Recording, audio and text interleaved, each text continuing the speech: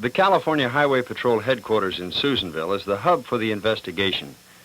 These black and white CHP photos of the accident were taken at the scene last Saturday.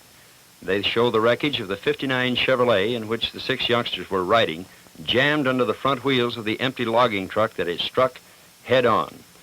Officers speculate that the impact was so great the car would have disintegrated had it not been buried under the truck's front end. The car's speed is estimated at from 70 to 75 miles an hour at the time of the crash. It was pushed backward 135 feet by the impact. Only 3 bodies were found in the wreckage until the wrecks were pulled apart. Then the other 3 were found. The accident took place just past noon on Saturday on this stretch of Highway 44, 7 miles west of Susanville, while the youngsters were on their way to a football game. These films, taken from the KCRA newsplane by cameraman Harry Sweet, show that it is a reasonably good stretch of highway. It was here that the accident took place. CHP officials consider any speed above 50 miles an hour unsafe here. The death car's speed was better than 70. The car's wreckage is being held at a Susanville wrecking yard. It was here that I spoke to the investigating officer, Victor Sands. The car you see here was southbound on Highway 44 at excessive speed. He passed a small Bronco in a very dangerous passing area, went out of control, hit a berm on the side of the road, and then went directly into the path of an oncoming logging truck. Is this the worst you've ever seen? Yes, this is the worst accident I've ever seen.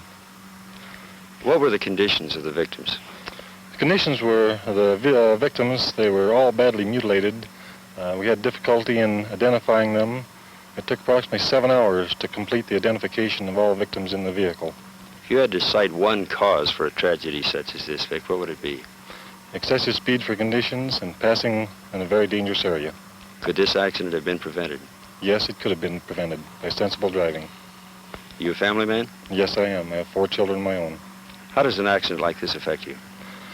It bothers you at the time, but after working them for a while, you get so that you handle them and don't think too much about it until you have to notify the next of kin. Memorial services for the 5 17-year-old senior girls were held this afternoon at the Boys Gymnasium at Enterprise High School in Redding. Services for the driver were held earlier. A crowd of 2,000, members of their families, friends, and fellow students at Enterprise High School filled the gym to capacity. Classes at all 3 of Redding's high schools were let out to allow the students to attend. The school student body president says everyone is shocked, but the greatest shock will be felt later when the students try to perform school functions without the 5 popular girls.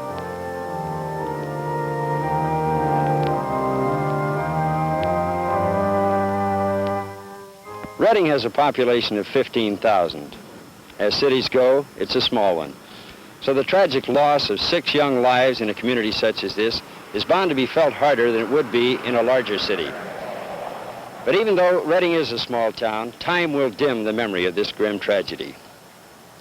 But for the moment, the attitude and sentiment of the people of Redding was best summed up by an elderly Redding man who told me earlier today, death should be reserved for old people. This is Kent Pierce, KCRA News in Redding.